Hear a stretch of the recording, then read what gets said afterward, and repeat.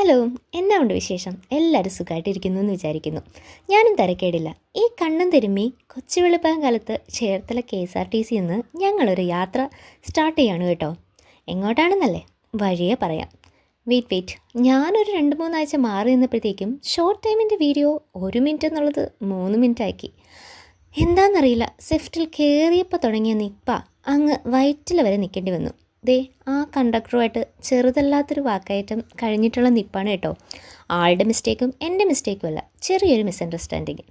അങ്ങനെ നമ്മൾ അതിമനോഹരമായ, കുഴപ്പമില്ല കേട്ടോ, കാണാൻ നല്ല ഭംഗിയുണ്ട്, അതിരാവിലെ ആയതുകൊണ്ട് മെട്രോ സ്റ്റേഷനിലേക്കാണ് ഈ നടന്നു പോകുന്നത്. ദൂരെ നിന്ന് തന്നെ ഞാൻ മെട്രോയൊക്കെ കാണിച്ചു കൊടുത്തിട്ട് എൽസിനോട് പറഞ്ഞു, നമുക്ക് മെട്രോയിൽ കയറാം, എക്സൈറ്റഡ് ആണോ? അമ്മ എന്നെ നോക്കിയിട്ട് പറഞ്ഞു, നീ മറന്നോ, കഴിഞ്ഞ ക്രിസ്മസ് വെക്കേഷന് ലൂക്കുമൊക്കെ വന്നപ്പം നമ്മൾ ഒരു വട്ടം കയറിയിരുന്നു. ശരിയാണല്ലേ, എൽസ് ഇത് ആദ്യമായിട്ടല്ല മെട്രോയിൽ കയറുന്നത്. ഇപ്രാവശ്യം ആളെ ടിക്കറ്റൊക്കെ തനിയെ സ്വൈപ്പ് ചെയ്ത് ഡോർ ഓപ്പൺ ചെയ്ത് കയറി കേട്ടോ. സന്തോഷം തോന്നി, കുറച്ച് അഭിമാനവും.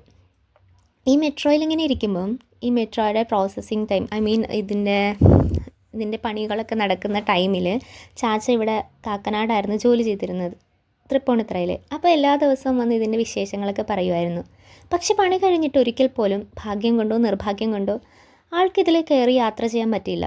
നമ്മളൊക്കെ അന്ന് വിചാരിച്ചിരുന്നത്, ഇതെന്തോ വലിയ കാര്യമാണ്, നമ്മളെപ്പോലുള്ളവർക്ക് അഫോർഡ് ചെയ്യാൻ പറ്റില്ല അല്ലെങ്കിൽ കയറാൻ പറ്റില്ല എന്നുള്ളതുകൊണ്ടാവാം.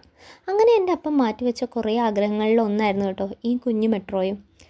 എപ്പോഴും ഇതിൽ കയറുമ്പോൾ ആദ്യം ഓർമ്മ വരുന്ന മുഖവും എൻ്റെ ചാച്ചയുടെ തന്നെയാണ്. അങ്ങനെ ദേ പറഞ്ഞ് നമ്മുടെ എത്താനുള്ള സ്ഥലത്തെത്തി. ലിസി ഹോസ്പിറ്റൽ ഒരു ചെക്കപ്പിന് വേണ്ടി വന്ന കേട്ടോ.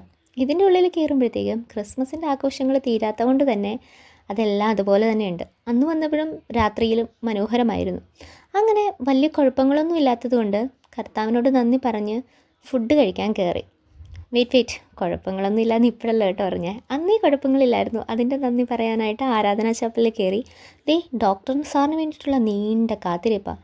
TV-യിൽ നമ്മുടെ മൻമോഹൻ സിംഗിൻ്റെ അദ്ദേഹത്തിൻ്റെ അന്ത്യയാത്രയുടെ വിഷ്വൽസാണ് കേട്ടോ.